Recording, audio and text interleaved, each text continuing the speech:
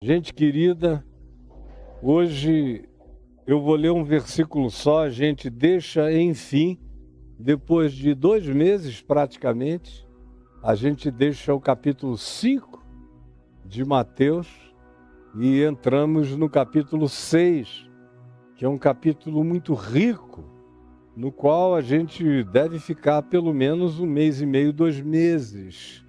Você que vem acompanhando desde Mateus 1, aqui comigo, se chegou e caiu de paraquedas agora, volte lá para trás.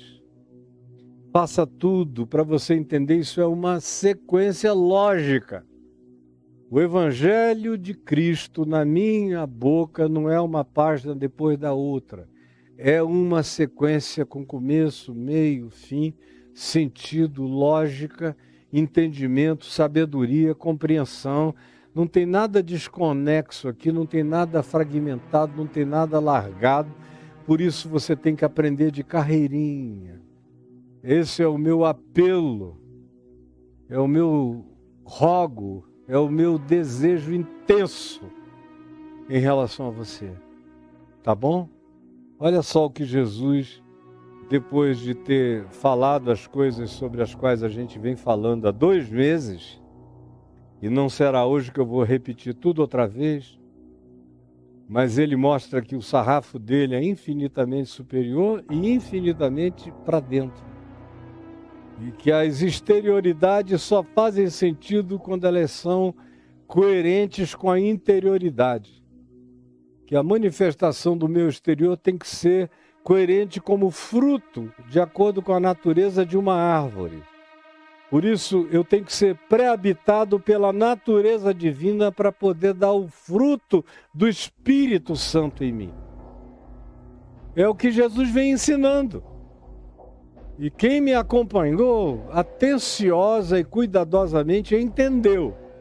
Quem cai de paraquedas, fica 2, 30 segundos, 1 minuto, vai embora, não volta, pega de novo, opina assim, desvairadamente, falando as maiores loucuras, esse não vai aprender nada nunca.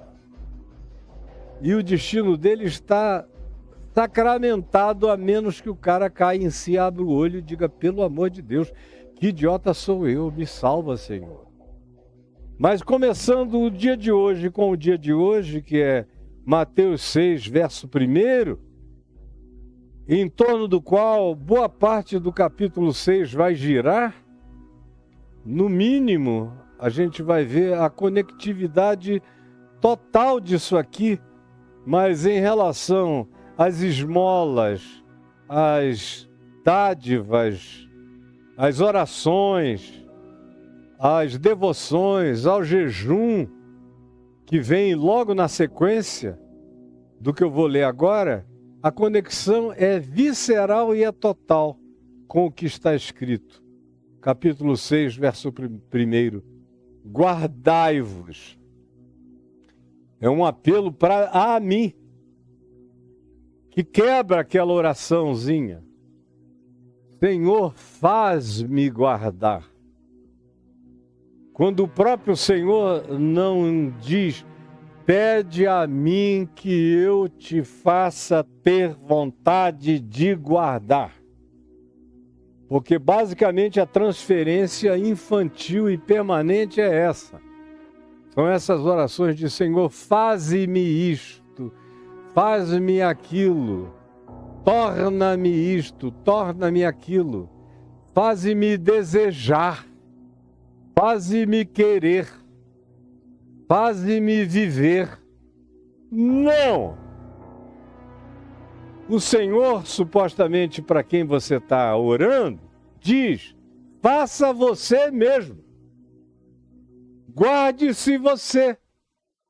Ao invés de só dizer, guarda-me, Senhor, de exercer a minha justiça hipocritamente diante dos homens, a palavra de Deus me responsabiliza. Guardai-vos. Guardai-vos vós, guardai a vós mesmos. Essa é uma providência pessoal, é uma decisão minha. É por isso que isso evolui do Macários. Para você atravessar aquela sequência dos Macários, das bem-aventuranças, você tem que desenvolver caráter. Aquilo ali é um exercício de desenvolvimento de pensamento, de sentimento, de emoção, de escolha, de atitude, de caráter que produz comportamento. É escolha. Eu escolho ser um Macários, eu não sou obrigado. Eu tenho essa escolha. Aí quando eu vou fazendo essa escolha, eu vou amando o alinhamento que se vai criando. Eu não vou me tornando um ser de pedaços espalhados. Eu me torno uma unidade harmônica, aonde o fluxo da minha vontade ganha um poder extremamente maior. Porque enquanto eu sou uma fragmentação de mim mesmo, pedaços de mim, eu não me alinho, eu não crio vasos comunicantes alinhados em todas as dimensões da minha interioridade. Por isso eu sou escravo da minha confusão, da minha esquizofrenia, da minha fragmentação.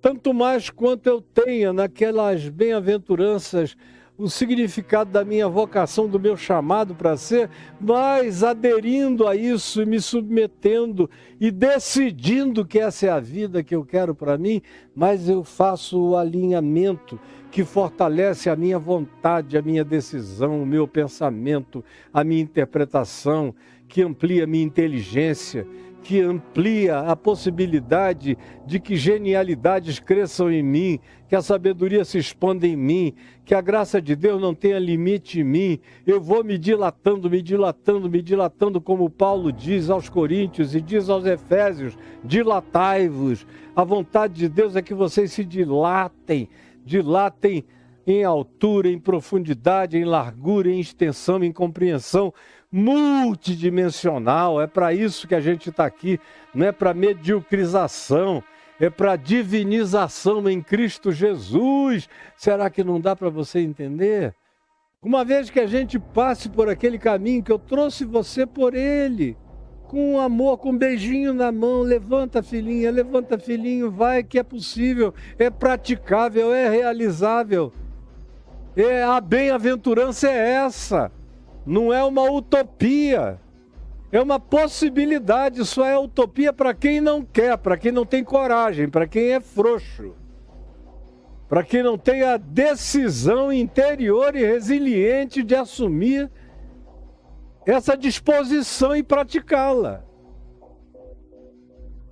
Porque o Evangelho de Deus, como eu tenho dito e repetido há tantas décadas, não é um cardápio para ser conhecido, é um alimento para ser provado. E Jesus diz que bem-aventurado é todo aquele que ouve a sua palavra e a pratica, a bota em prática. Como disse Tiago, irmão de Jesus, a fé sem obras é morta. Não adianta você sair arrotando declarações de fé, gritos de fé, histeria de fé, histrionismo de fé, loucura de fé, se ela não for acompanhada de fruto do Espírito Santo, que é amor, alegria, paz, bondade, longanimidade, benignidade, fidelidade, mansidão, domínio próprio, coisas contra as quais não existe lei em lugar nenhum da terra nem do céu. Quem vive assim está para além de toda lei. Quem não faz isso não dá o fruto. Quem não vive isso, não internaliza isso, só produz frutos farisaicos, morais, de exterioridades, da cara para fora, mas não é o fruto segundo Deus que nasce do coração, que brota do interior regenerado e se manifesta na vida, como Tiago disse. Você me traga a sua fé sem obras, porque eu com as minhas obras, com os meus frutos, eu te mostrarei a minha fé. A tua fé sem obras é coisa nenhuma, é morta, é um defunto podre, mal cheiroso, como acontece com o testemunho do cristianismo. São crenças sem obras. o que se torna pútrido, insuportável, nojento, feio, qualquer um com bom senso diz, não, de novo, não, chega isso para lá. Agora, quando vem fruto, e quando você pega e tem amor ali, tem a alegria do Espírito de Cristo, tem paz que excede a todo entendimento, tem fidelidade para com Deus, para com o próximo, para com os homens, para com as amizades, para com a conjugalidade, para com os filhos, para com a vida. Fidelidade para com você mesmo, para com a sua identidade, sua pessoa. Seu eu mais real e mais profundo, lapidado em Deus, que vai sendo esculturado pela graça divina todo dia. O fruto da longanimidade, da misericórdia, da justiça, em favor do próximo, do autocontrole, do domínio próprio, quando alguém chega e pega, abre essa figueira e encontra esses frutos, ele a abençoa, diz, bendita sejas tu, figueira do reino de Deus, oliveira do reino de Deus, árvore da vida, bendita sejas tu. E eu estou aqui para me tornar uma árvore ambulante da vida de Cristo Jesus no mundo. E você também. Então, a decisão é minha. A decisão é minha. Pode ser que eu, vindo todo arrebentado de um monte de coisas, escravo de tudo, como eu conheço esse estado em mim mesmo, há 50 anos, minha primeira oração foi, Senhor, faze-me deixar de desejar tanto tudo que a mulher que passa aqui me deseja e me quer. Senhor, faze-me me controlar para eu não dar uma surra em cada um desses caras idiotas que me provocam e não aguentam o tranco. Ô Senhor, ajuda-me a controlar dentro de mim esse meu espírito que aparentemente não teme ninguém nem coisa alguma. Ensina-me a ter o bom senso da autopreservação. Essa era uma oração que eu precisava fazer porque eu era escravo de todas as coisas. Mas à medida em que eu fui praticando o Evangelho, você vai se libertando, ele vai dando fruto de liberdade em Cristo Jesus. Porque foi para a liberdade que Cristo nos libertou. Não vos ponhais, portanto, outra vez sobre jugo de escravidão. É o que Paulo diz em Gálatas 5. E você pode ler o capítulo 5 até o verso 13 inteiro, que é todinho escrito para quem tem essa dúvida ainda. É para a liberdade. Não se entreguem à libertinagem, aos extremos, a coisa alguma, nem ao legalismo, nem à libertinagem. Liberdade é um caminho de pureza, de santidade, de limpeza, de coração limpo, de olhos limpos, de amor, de paz. É só gente assim que vive livre. Quem não é assim vive escravo, sem saber da sua escravidão. Mas essas coisas todas vão se estabelecendo através de decisões. Sem essas decisões, é impossível agradar a Deus. É impossível crescer em qualquer direção. Por isso a ênfase é essa, começa aqui dizendo, guardai-vos. Protejam-se a si mesmos. Porque é muito fácil você baixar a guarda, você se distrair, você se envaidecer, você achar que está planificado, resolvido, concluído, que você é um ente já acabado. Os outros é que precisam, você já não. Se você cair nesse engano, nessa arapuca, nesse alçapão, você está perdido. Como se perderam milhões que começaram bem, como Paulo diz aos Gálatas, que começaram no espírito, mas se aperfeiçoaram na carne. começaram no espírito, mas se aperfeiçoaram na carne. Que já aconteceu com muitos aqui. Começaram bem. Paulo diz, corrieis bem, lá em Gálatas 3. Corrieis bem. Quem foi que vos dissuadiu? Quem foi que vos impediu? Quem foi que mudou a cabeça de vocês? Quem é que fez vocês que foram recém-convertidos tão lindos se tornarem essas coisas tão podres, nojentas, horrorosas, asquerosas, fétidas, pútridas, que nem anjo aguenta? E demônio gargalha dizendo, onde esse estiver presente, o meu trabalho é poupado, porque você faz o serviço. Eu preciso saber qual é o tamanho da minha responsabilidade. Eu já sei demais para não decidir o bastante. Eu já sei demais para não decidir o bastante. Bota aí no seu peito, em casa, onde você estiver, dizendo, eu já sei demais para não decidir o bastante. Como Paulo diz, cada um de nós ande segundo aquilo que já alcançou. Ou como o escritor de Hebreus diz, ande segundo aquilo que você já alcançou, porque nós não somos daqueles que retrocedem. Por isso a epístola é aos Hebreus. Hebreu vem da palavra puru, que significa aquele que anda para frente, que cruza fronteiras adiante, que não para de crescer jamais, que sabe que tem sempre um mundo novo a conhecer, a experimentar, a conquistar, a se dilatar para ele. Guardai-vos. Esse poder, quando Jesus diz algo dessa natureza, é porque está em nós.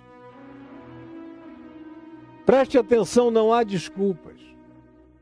Não adianta você dizer, não, mas isso deve ser a maioria das pessoas, eu não sou assim. Eu não sou assim. Eu não tenho essa força. Deve ser para um nível muito especial de pessoas. Olha para quem que ele está falando. Para aqueles discípulos pé rapado, complicados pra caramba, alguns toscos, alguns quase ogros, alguns de um infantilismo brutal, que não tem nem vergonha de chamar a mãe para dizer, pede para ele ali, ó, para quando chegar o reino dele, ele botar o Tiaguinho de um lado e eu, João, do outro, para a gente sentar um do lado, outro do outro dele, na grande vinda do reino. Caras que discutiam com outro, que encontravam alguém expulsando um demônio em nome de Jesus e repreendiam, disciplinavam, calavam, proibiam. E ficavam querendo saber quem era o maior entre eles. Não, o maior deve ser aquele a quem Jesus mais chama. Aí teria que cair entre Pedro, Tiago e João. O maior é aquele que tem mais intimidade. Nesse caso, seria João, que bota a cabeça no peito dele. Ou é Pedro, que tem coragem de fazer cada pergunta imperguntável, de infantil. Ou quem é o maior? Eram as questões desses caras, é para eles que ele está falando. A esperança que Jesus tem na falência humana é incomparável. É uma coisa que de vez em quando eu me pergunto, já sabendo a resposta, dizendo, Senhor, eu não tenho direito de me desapontar com nada nem com ninguém, porque Tu é que nos escolheste esse povo. Porque, pelo amor de Deus, quando você acompanha aqueles 12 apóstolos com os discípulos que estavam junto a eles, seguindo a Jesus durante aqueles 3 anos e meio, você só não tem nada ruim para falar das mulheres. As mulheres só coisa legal. Só Marta aqui lá tem uma pequena advertênciazinha. Para com isso, Marta. Senta aqui também como Maria. Fora isso, das mulheres nada. Mas esses caras se sentiam empoderados para falar, para opinar, que eram os machos. seguindo a Jesus. Meu Deus, é uma proliferação de idiotice que só Deus para ter paciência. Então, Jesus não escolheu a fina flor de coisa alguma para segui-los, os mais nobres, os mais morais, os mais éticos, os mais filosóficos, os mais academizados. Senão ele teria ido para a porta do Sinédrio, aproveitado José de Arimateia e Nicodemos para começar o discipulado dele, quem sabe, com outros 10 acadêmicos que o seguissem, para ele dar aulinha de evangelho do reino de Deus para ele, sentado num lugar confortável sobre uma sombra. Mas não, é pescador grosso, tosco, de mão calejada.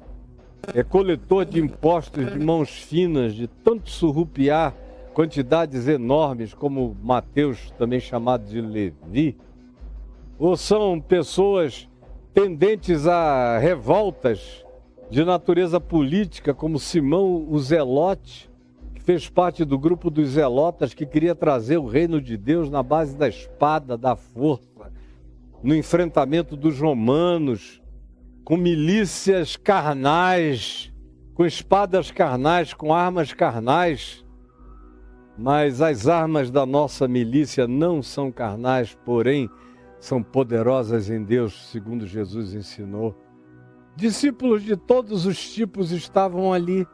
E é com esse pessoal que ele está dizendo, e a esses que ele está dizendo, e ao povo que está à volta deles. Ninguém com qualificação especial. Guardai-vos. Guardai-vos, significando dizer, você pode, você consegue não ser vaidoso, idiota, estúpido, soberbo, arrogante, praticante de falsa humildade, fazendo o possível para se jactar da sua piedade, do seu espírito de intercessão superior, ou da sua generosidade social, da sua dadivosidade econômica, que você usa o argumento do bom exemplo, eu dou o mais publicamente possível para estimular outros. Você pode se guardar de se tornar babaca, de praticar uma espiritualidade, eu não diria hoje mais nem de jejum, porque ninguém praticamente jejua mais. Mas no tempo em que se jejuava de verdade e para valer, mesmo os que jejuavam na mentira, como os fariseus, como diz Isaías 58, faziam jejuns em causa própria para defender diante de Deus as suas pendengas, demandas, questiúnculas e guerras, jejuavam pelas guerras particulares que travavam, pedindo que Deus se tornasse aliado da sua torcida organizada. Esse é o povo que está aí, mas hoje você pode ficar livre de se tornar um idiota, de uma falsa espiritualidade, de só mão dando a Deus para o teto da igreja, para o neon, para a iluminação branca de cima. Hoje em dia também da azul escura que cobre todo mundo. Tudo é moda, né? Da azul escura. Quando mudar a cor, as igrejas vão mudar também. Você pode deixar de ser esse idiota que fica só fazendo palhaçada. A igreja pode até encher, porque quem é que não gosta de um comediante que supostamente está falando seriedades em nome de Deus com aquela voz horrorosa? Quem é que não gosta de se distrair de palhaçadas, especialmente quando junto com elas vem alguma promessa de prosperidade financeira e material? Idiotas adoram idiotice, por isso fica tudo cheio. Você pode ficar livre disso, você pode ser salvo dessa perdição, de ser um desses sobre os quais Jesus vai falar mais adiante, no final desse sermão do monte, assim chamado, que é daqueles que dizem Senhor, Senhor, e chamam Deus pelo nome de Senhor, de Cúrios, de déspota, de Adonai, do que você queira de acordo com a língua que você escolha, mas que não praticam o Evangelho, nem o amor de Deus, nem a palavra de Deus.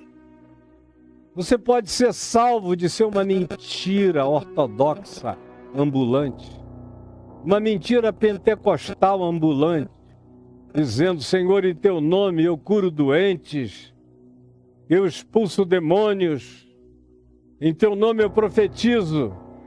Você pode ficar livre de ser um palhaço pentecostal, neopentecostal, de misticismo, que não engana a ninguém, só aos otários que vão te ouvir, porque diante de Deus você é um flagrante. Você não engana nem sua mulher, nem seus filhos. E vai querer o quê? Você pensa que pode desenvolver uma espiritualidade que tapeie Deus e que deixe anjos impressionados com a performaticidade das suas mentiras, seu comediante do inferno?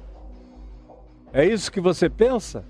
Não, a responsabilidade é sua, tanto quanto é minha. O que eu digo para você, eu digo para mim todos os dias da minha vida. Caio, guarda-te! Guarda-te!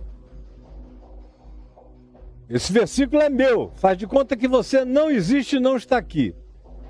Caio, guarda-te de exercer a tua justiça, a tua piedade, a tua vida, a tua santidade diante dos olhos e para apreciação humana coletiva. Guarda-te de seres um ser de performance, de espiritualidades para serem vistas pelos homens. Guarda-te disso, com o fim de que todo mundo te veja, te louve e te aplauda. Porque se tu fores assim, se tu te tornares assim, se tu perderes a consciência de mim e da discrição do Filho do Homem, que é discreto, como diz Mateus no capítulo 11, citando o profeta Isaías, discreto, que não grita nas praças, que sabe entrar, que sabe sair, que sabe chegar, que não chama atenção pela vocalização histérica, mas pela prática de graça, de vazamento de poder, de toques que saram, de sussurros que libertam, de abraços que perdoam pecados eternamente. Se você não decidir praticar a minha espiritualidade, não há alternativa senão tornar-se como um dos fariseus nojentos, que praticam a sua pseudo-espiritualidade religiosa diante dos homens enquanto perdem o galardão celestial, o abraço celestial, a individuação celestial, a pedrinha branca, os mistérios de Deus no coração, que não são revelados a quem vive essa vida de demonstração e de performaticidade. Quem vive de demonstração fica só com aquilo que produz, com a teatralidade que cria. Nada da graça verdadeira de Deus é construído no coração, que vai ficando a cada dia mais oco, mais vazio, mais sem nada, mais apenas uma máscara que não diz nada além de quem você é de fato, um mascarado vazio, oco e, como disse Jesus, não raramente putrefato, apodrecido no seu interior, cheio de rapinas e de coisas insuportáveis. Guardai-vos, pois, de exercer esse pois fundamental que Jesus vai usar logo depois. Quando, pois, derdes, evocando esse guardai-vos. Por causa disso, portanto, o que eu vou dizer hoje é só isso que eu vou dizer hoje, só estou no verso primeiro e vou ficar nele. É de natureza fundamental para você entender o resto. Porque o que vem é a sequência. Quando Jesus diz guardai-vos, tomem a decisão de não exercer. a vossa justiça de aparência, a vossa santidade de aparência, a vossa sabedoria de demonstrações, de exibição de conhecimento, que não acrescenta nada ao que você está dizendo, nem à conclusão, e não vai iluminar nem esclarecer ninguém, porque conhecimento só vale a pena se não for uma súmula introdutória dos meus conhecimentos vãos. Só vale a pena se tiver a ver com a edificação da fé.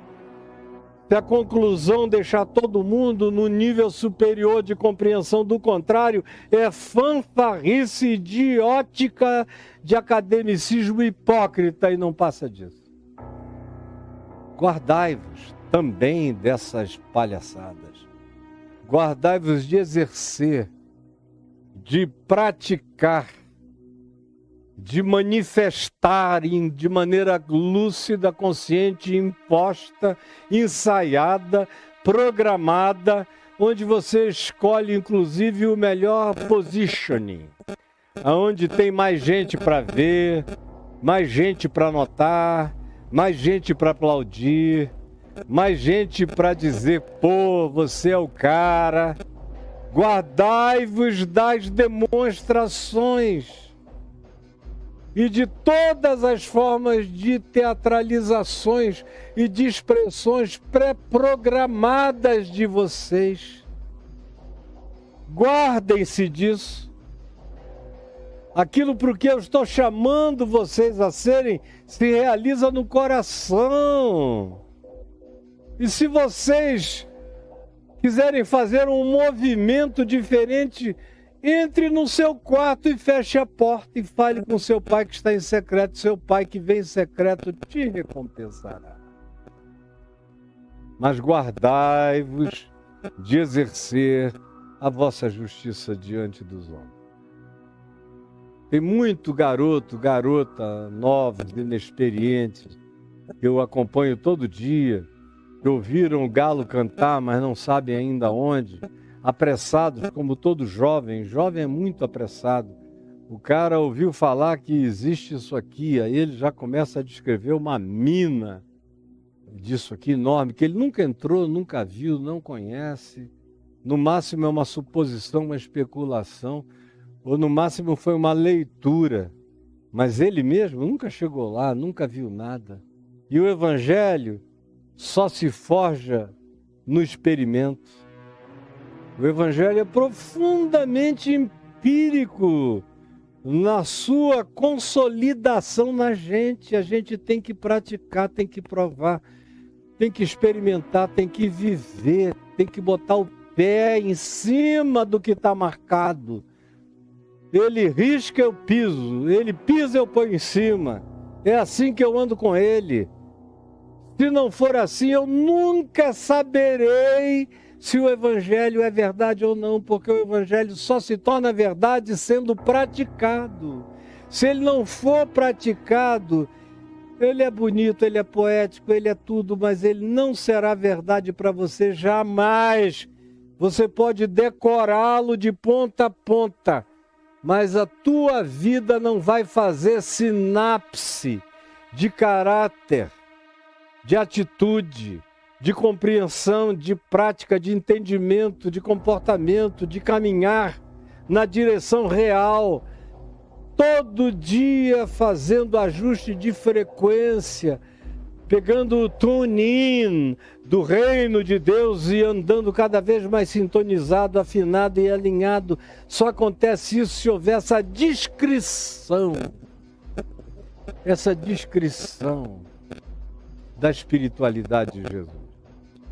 Sem isso, você está só fazendo show e performance. E eu vejo uma garotada enorme que ouviu o galo cantar, não sabe bem aonde, ficam aí alardeando, como Paulo disse dos jovens da época dele também, fazendo ousadas asseverações sobre as quais eles não sabem absolutamente nada. Daqui a uns anos talvez saibam. Hoje tinham que ter a humildade de ir aprendendo e repetindo e até dizendo onde aprenderam.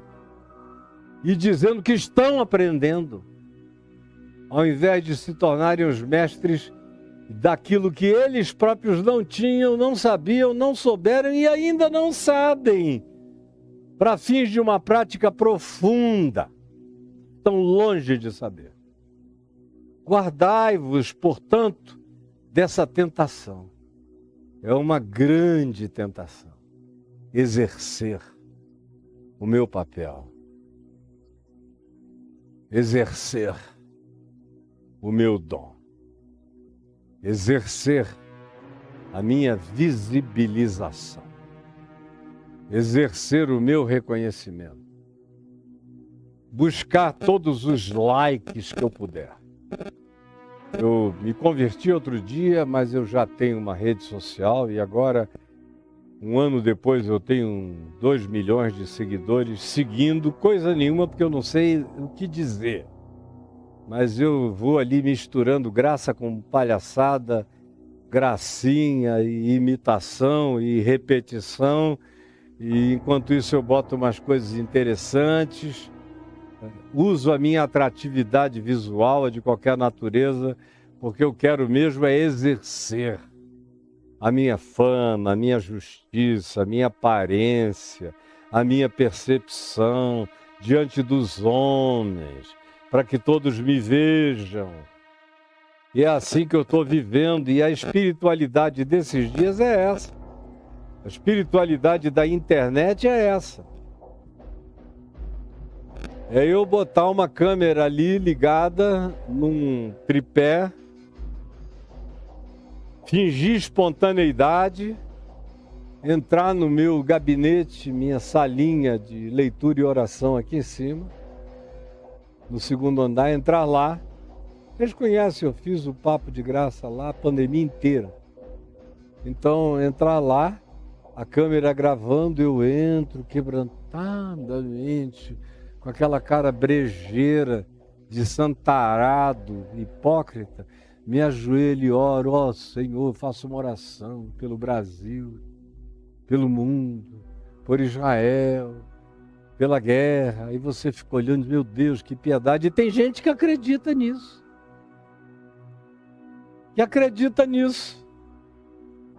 Você tem alguma filmagem da transfiguração?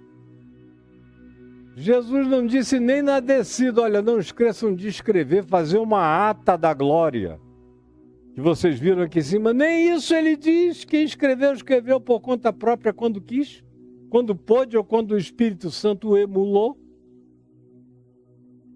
Mas conosco, esses dias são paleontológicos de tão antigos, de tão enterrados, eles se tornaram, na melhor hipótese, arqueológicos, porque não são existencialmente acháveis em quase lugar nenhum no coração humano nos dias de hoje. São raríssimos os que têm essa pureza de guardar-se, de exercer a sua espiritualidade, a sua justiça, a sua santidade, as suas demonstrações diante dos homens, das mulheres, da sociedade, das autoridades, com o fim de serem percebidos, louvados, aplaudidos, laicados,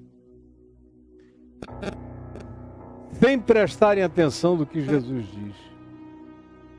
A menos que você não esteja nem aí para a transcendência, nem para a interioridade, nem para a eternidade, nem para a realidade de que diante de Deus você não passa de um flagrante pelado.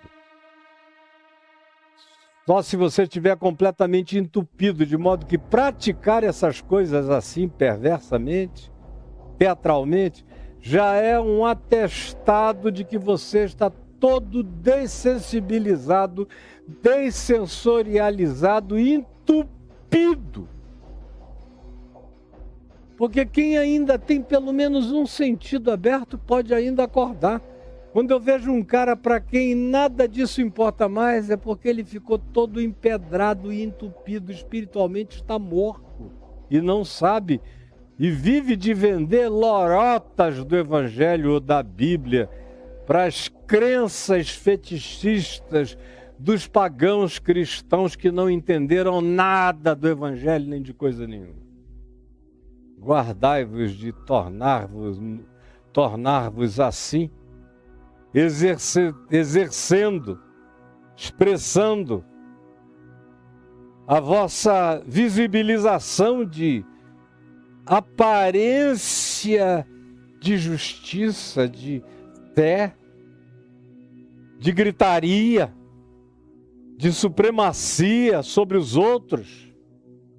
Você de fato nem fé tem, você grita muito e é cara de pau, é um ser totalmente sem noção.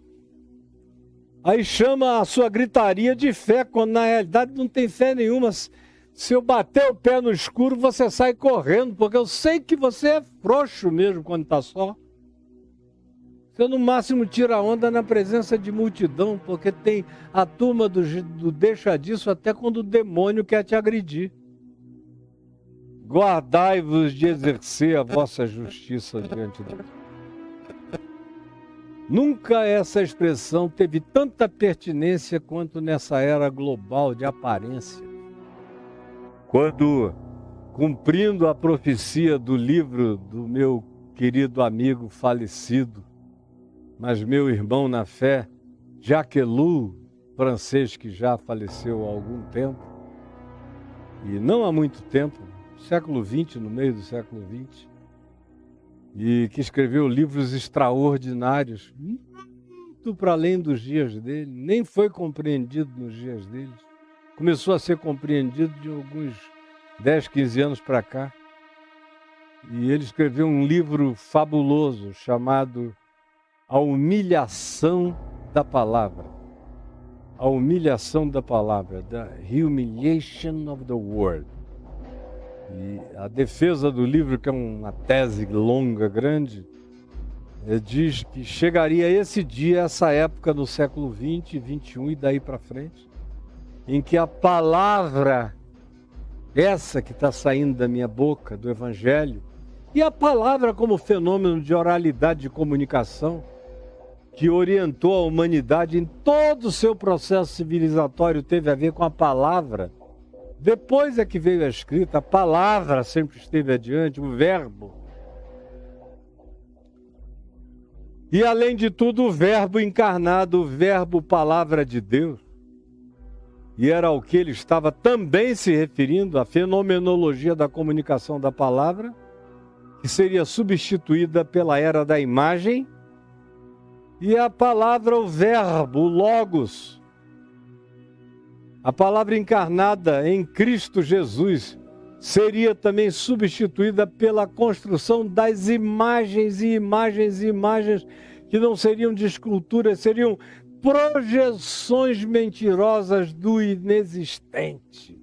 Seriam hologramas de fabricação, como a gente vê para todo lado, de modo que esse mundo e a igreja e o cristianismo e o que você queira, e o islamismo também junto a isso tudo, que é uma religião de muita expressão de aparência e de demonstração, como o judaísmo também. As principais religiões monoteístas da Terra são extremamente teatrais, todas as três.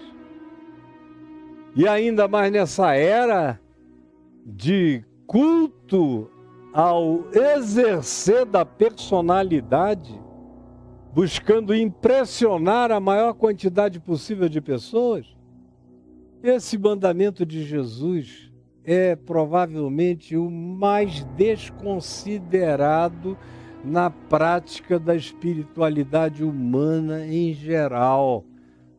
E o pior de tudo é que é mais transgredido entre cristãos do que entre qualquer outro povo, porque os muçulmanos não são tão teatrais, nem tão apalhaçadas, nem tão showman de worship, de cultos. Não, nós vencemos todo mundo. No Muro das Lamentações se lamenta, mas nos cultos do cristianismo só tem confusão, festa, gritaria, loucura, cura falsa, mentira, culto aos líderes. De fato, adoração aos seus papas e soberanos locais, aos quais as pessoas entregam a condução das suas vidas nas mãos de gente que não ama nem a mulher. O cara não trata bem nem da mulher, vai tratar bem do rebanho? Não trata bem os filhos, vai tratar bem o povo? Não trata bem a sua parentela, os seus irmãos consanguíneos, vai tratar bem a quem? Ao estranho, ao distante, ao diferente? É óbvio que não. Mas você gosta de se enganar, não é? Guardai-vos, todavia, de exercer essas aparências de espiritualidade, de justiça, que era como se chamava nos dias de Jesus. De fazer isso publicamente. Guardai-vos do excesso de publicidade. Não criem as suas próprias publicidades para aparecerem. Como diz o livro de Provérbios, sejam outros os que te louvem e não tu a ti mesmo. Seja outro o lábio que te exalte e não tu a ti mesmo. Mas isso é praticamente considerado de uma ingenuidade brutal. A quantidade de gente que está me assistindo, olhando para isso aqui, dizendo, coitado do Caio. Ele deu certo antigamente, quando o pessoal ainda era muito inocente, mas nessa nossa era de digitalidade, marketing e publicidade, ele vai ficar aí, falando para uns poucos. Porque esse tempo passou e ele ainda está nessa, de se guardar, de não exercer a sua espiritualidade diante dos homens do planeta. Tinha tanta coisa para mostrar, para demonstrar, para falar, para fazer todo mundo ver. Não faz, é um bobo. Mas eu sei de onde eu quero receber o aplauso e de quem. Eu sei o que eu quero ouvir. Eu quero ouvir a voz eterna dizendo, vem, bendito do meu Pai. Toma posse do reino que te foi preparado desde antes da fundação do mundo. Entra, Caio. Toma a tua pedrinha branca, aonde eu escrevi um novo nome que ninguém conhece. O teu novo nome, da tua individuação absoluta. E só tu estás conhecendo agora teu pai, tua mãe, teus filhos, teus netos, ninguém conhece. Eu te chamo por esse nome, esse é o nome do teu ser. Essa é a tua individuação absoluta, é o teu galardão supremo de ser em mim. É essa pedrinha branca, é esse mistério nosso, e só nosso.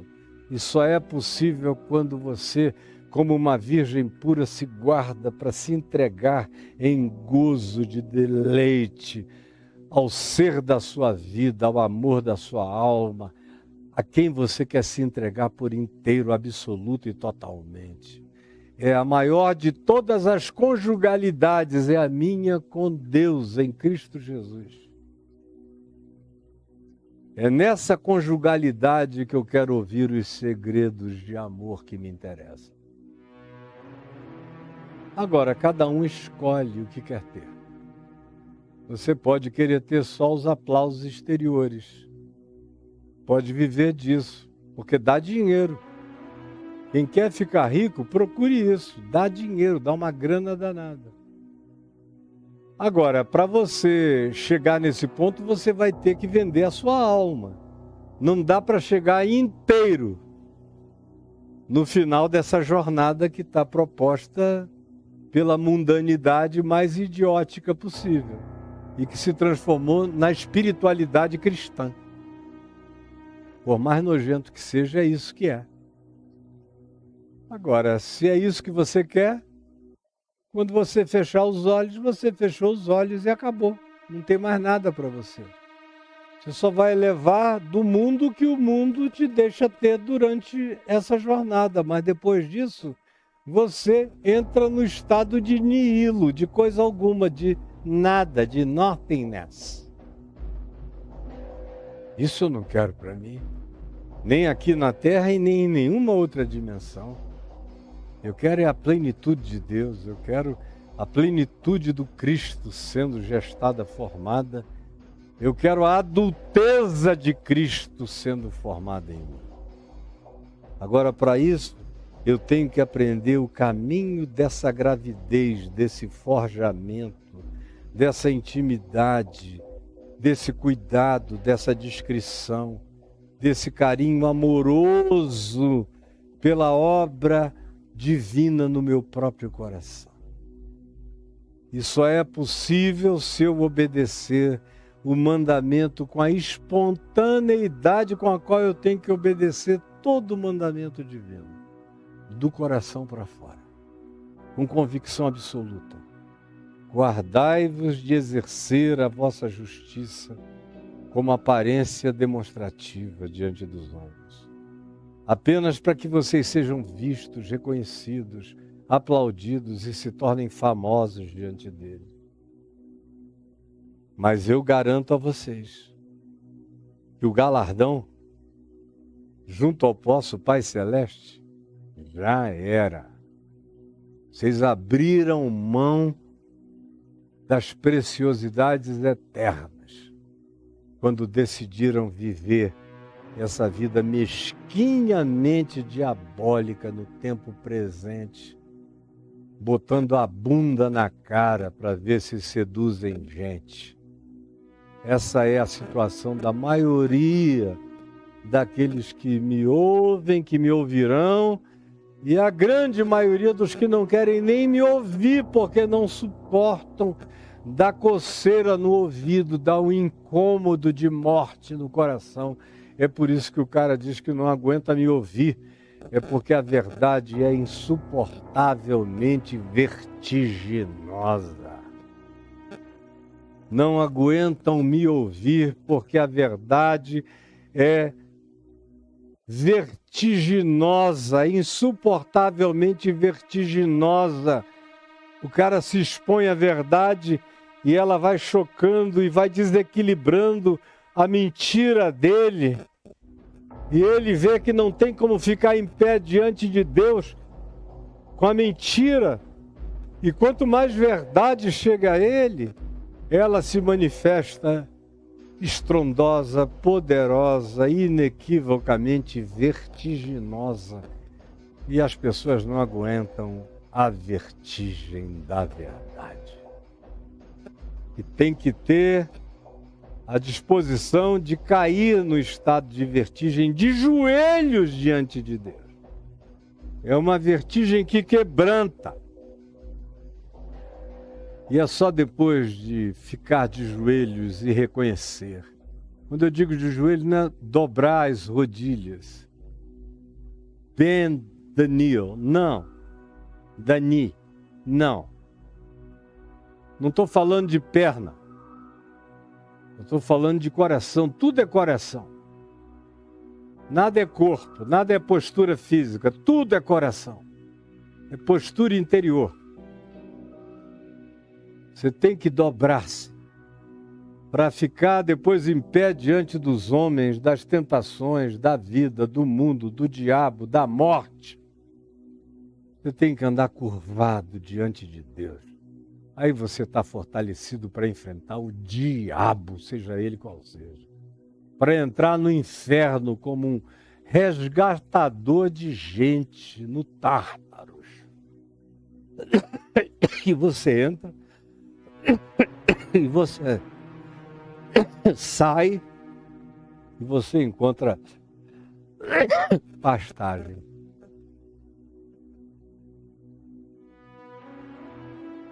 Se não for assim, é mentira que eu não tenho para dividir com você. Senhor Jesus, eu peço que essa palavra, que não podia ser mais simples, não podia ser mais simples, que ficou óbvia para mim no primeiro dia que eu a li, eu entendi. Mas tem gente que não quer entender, não quer vir. Não quer ouvir, não quer se submeter, não quer acolher. E ainda tem aqueles que dizem, ah, não, isso aí é simples demais, eu já passei dessa.